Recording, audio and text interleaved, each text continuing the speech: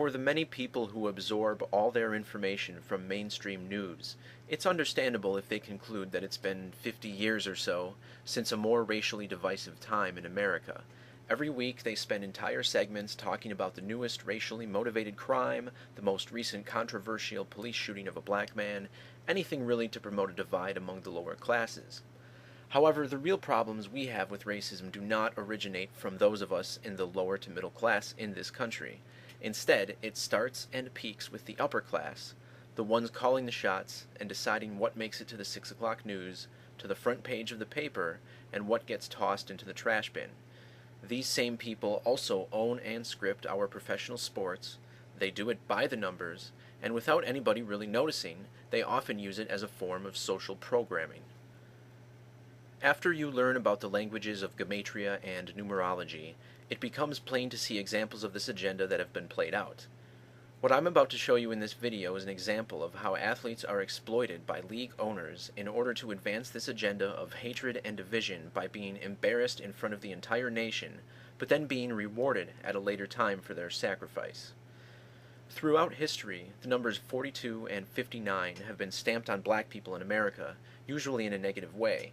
For those of you who are new to this information, I've linked to a couple of Zach Hubbard's videos below in the description. But as a quick example, Rodney King, who was the central figure of the 1992 Los Angeles race riots, was born on 4/2, and Rodney King equals 59. Strangely enough, he died exactly 7,777 days after he was beaten by LAPD. LAPD equals 33 in gematria. On the date 303, which leaves 303 days left in the year.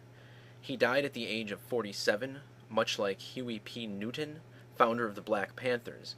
Newton was born in 42, in February, the only month that sums to 42.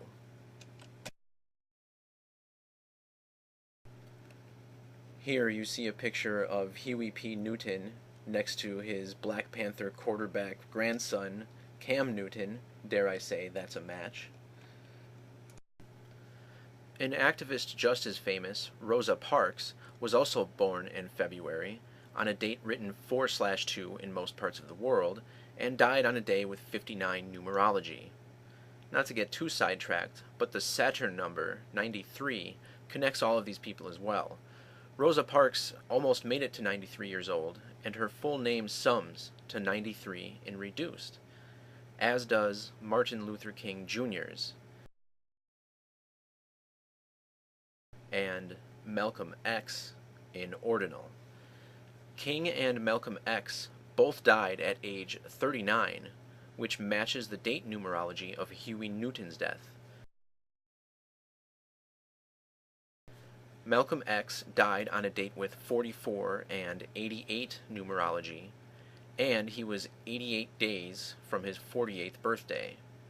King died on 4/4 when he was 343,777 hours old. 7 times 7 times 7 equals 343. We're going to quickly watch this play from May 22nd, 2010, from a game between the Washington Nationals and Baltimore Orioles. Then we'll discuss the real story of what's happening here. I can.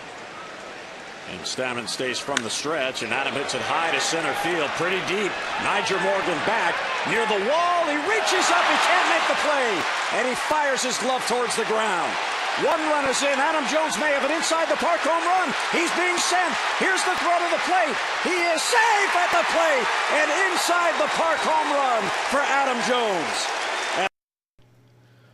We are supposed to believe that this guy is just a hothead and screwed his team by being stupid.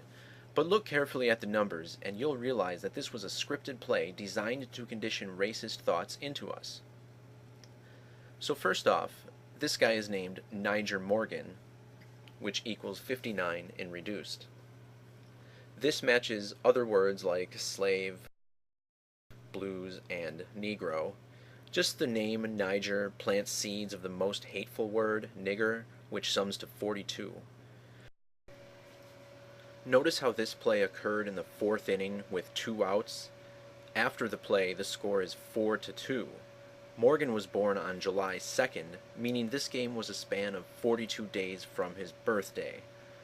Also notice how the fence in center field reads 402. Now the number 42, when spelled out, equals 142. May 22nd is the 142nd day of the year. The batter was Adam Jones, whose name sums to 821 in Jewish gematria. 821 is the 142nd prime number. This was also 223 days from the end of the year, and the Nationals opened their new ballpark on 3/22, exactly 113 weeks before this game. 113 is a number of deceit, as shown by words like mainstream and dishonest, just like this play. Also of interest is the date numerology of 39, and Washington, D.C. sits closest to the 39th parallel and 77th meridian. To top this off, notice how the pitch was 88 miles per hour. 88 equals 123, as does conspiracy, as does Craig Stammen, the name of the pitcher. Let's see what Nyjer Morgan said about this play. My emotions got to me there because I knew I should have had the ball. And, it's just one of those things where, I let my emotions get to me out there, which I normally never do. But, it's just one of those plays where I thought the ball went over the fence, and just one of those plays where, I had to bounce back. I guess it was just one of those plays, as in one of those plays where you get shamed by your racist bosses in exchange for some fame. Just 1 year later, Morgan was traded to Milwaukee, where he became known for one of the best moments in Brewers history. In extra innings of the decisive Game 5 of the 2011 NLDS, Morgan hit a walk-off single and became a local hero. Nyjer Morgan famously goes by the moniker Tony Plush, which is actually his Twitter handle. Unsurprisingly, Tony Plush equals 42. Now, if you're not convinced that this play was contrived, consider that the very next day, this play occurred. Let's watch. And Guillen drives it to center field and deep. Fowler going back, and this one's off the top of the wall. That's in play. Guillen going to third base, and he'll get a stop sign there. I tell you without the tantrum, that was reminiscent of Nyjer Morgan. He thought that ball was out of the ballpark. Let's watch it again, see what happened. He thought it was. He sure did think it was out of the ballpark. And Dexter Fowler gave it his best. And try to get it. The glove. Oh no, my glove. Gets off the wall, hits Dexter, ricochets over. Then you have coverage coming. Let's watch there. He's checking the wall. This play certainly doesn't pass the smell test. The center fielder makes no real effort to catch the ball as he jumps, choosing instead to use his hand to grab the top of the wall, of course losing his glove over it in the process. This player is Dexter Fowler. Notice how he wears number 24, and has a very interesting birthday of 3/22/86. So not only was he born on 3/22, but that had date numerologies of 31, 130, 39, and 93, which is fitting for the date of this game, which had the Saturnian 1331 numerology. But notice how Fowler was 303 days, or 9 months and 30 days from his next birthday. He was also 8,828 days old, 88 and 28 being two numbers that are connected, as I've talked about before. The pitcher, Esmil Rogers, equals 59. Did you notice how the hit also came on an 88-mile-per-hour pitch?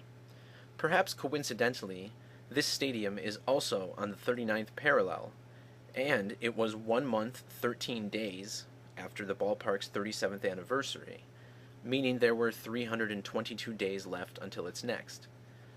Oddly, Fowler ended the game with a .227 batting average as well. No doubt due in part to this game, Fowler is in good graces with the MLB brass, as proven by his move to the Chicago Cubs before the 2015 season. There, he had his name etched into history as a member of the team that broke the legendary curse. Now that's going to do it for this video. I'm leaving links to the clips shown in this video down below. Please visit the link with the Nyjer Morgan play and give my comment a thumbs up so more people can see it and wake up to this ruse of professional athletic theater. Thanks for watching.